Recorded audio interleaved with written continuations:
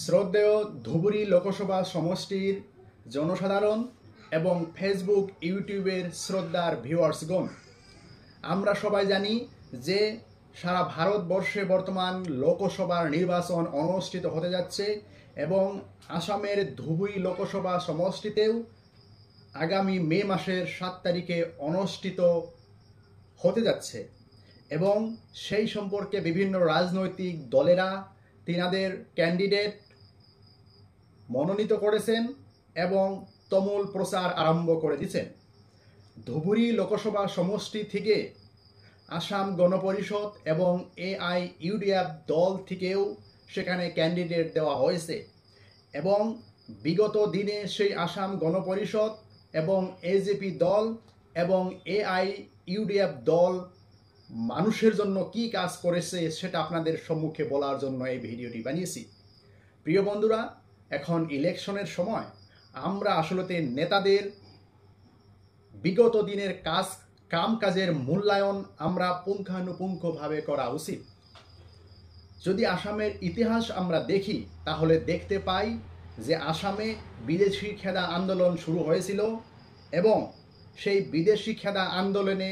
অ্যাক্টিভভাবে জড়িত ছিলেন আশু এবং অল আসাম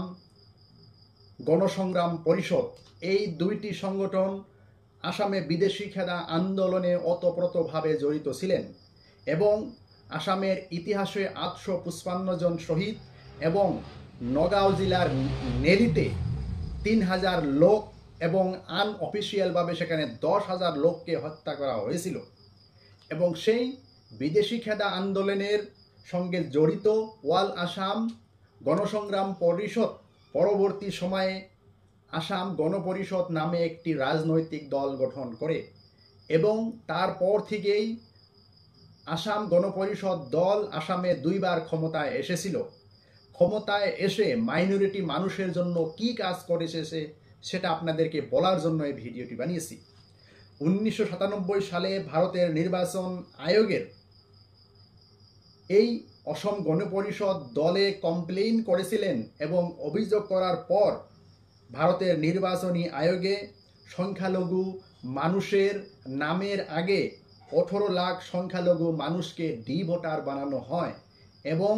সেই 18 লাখ ডি ভোটারের মধ্যে 3 লাখ সংখ্যালঘু মানুষের ভোটার লিস্টে ডি আসে এবং এই 3 লক্ষ সংখ্যালঘু মানুষের বিচার আসামে থাকা 200 ফরেনার্স ট্রাইব্যুনালে এখনো বিচার চলে আছে। তাহলে দেখুন, এই আসামের সংখ্যালঘু মানুষের উপর যে এত ডি ভোটার নামে অত্যাচার করা হয়েছে, এই অত্যাচার করার মূল একটি সংগঠন এবং রাজনৈতিক দল হয়েছে অসম গণপরিষদ। সেই অসম গণপরিষদ দলের একজন ক্যান্ডিডেট ধুবুরী লোকসভায় ইলেকশন করতে যাচ্ছে। তাই ধুবুরী লোকসভা সমষ্টির সমস্ত সংখ্যালঘু মানুষদেরকে অনুরোধ করছি, আপনারা এই নির্বাচনের সময় AJP দল থেকে প্রক্ষেপ করা ক্যান্ডিডেটকে আপনারা প্রশ্ন করুন কেন আপনার দলে 1997 সালে এই সংখ্যালঘু মানুষের উপর ডি ভোটার বানানো হলো এবং এখনও সেই ডি ভোটারের মানুষগুলো বিদেশি ন্যায়াধিকরণে যে তিনারা নাগরিকত্বর পরীক্ষা দিতে লাগছে। এইরকম ধরনের অত্যাচার কেন অসম গণপরিষদ দলে আসামের সংখ্যালঘু মানুষের উপর করা হয়েছিল, এর প্রশ্ন আপনারা AJP দলের ক্যান্ডিডেটকে এখন করা উচিত এবং আপনারা সিদ্ধান্ত নেওয়া উচিত সেই AJP দলের ক্যান্ডিডেটকে আগামী 7 মে তারিখে আপনারা ভোট দিবেন কিনা সেটা আপনারা এখন সুস্থ সিদ্ধান্ত নেওয়া উচিত। তারপর আসছি যে আসামে দীর্ঘ সময় ধরে NRCর একটা সমস্যা হয়েছিল, তাই ভারতের সম্মানীয় উচ্চতম ন্যায়ালয়ের আদেশ মর্মে আসামে NRCর কাম শুরু হয়েছিল এবং 1600 কোটি টাকা খরচ করে NRCর কাম করা হলো, কিন্তু আসামের BJP সরকার সেই NRCকে পূর্ণতা প্রাপ্ত দিতে এখনো অস্বীকার করেছে এবং সেই আসামের BJP দলের সাথে মিত্র হয়ে আছেন আসাম গণপরিষদ নামের একটি রাজনৈতিক দল। এখন নির্বাচনের সময়, তাই ধুবুরী লোকসভার সমস্ত ভোটাররা সেই AJPর ক্যান্ডিডেটকে প্রশ্ন করা উচিত কেন আপনার দলে আসামে এনআরসির কাম সম্পূর্ণ করতে পারলো না, এবং এনআরসি ডিক্লেয়ার করার পর কেন আপনারা সেটা অ্যাকসেপ্ট করে নিলেন না, সেই প্রশ্ন এখন আপনাদেরকে করা উচিত এজিপি দলের ক্যান্ডিডেটকে। এবং কিছুদিন আগে আসামের ক্যাবিনেটের সিদ্ধান্ত নেওয়া হয়েছে যে মুসলিমরা যেভাবে কাজীদের কাছে গিয়ে যিনারা মুসলিম শরীয়ত মতে বিবাহের কাম সম্পূর্ণ করেছিল, সেই আইনটাকে আসাম সরকার বাতিল করে দিয়েছে।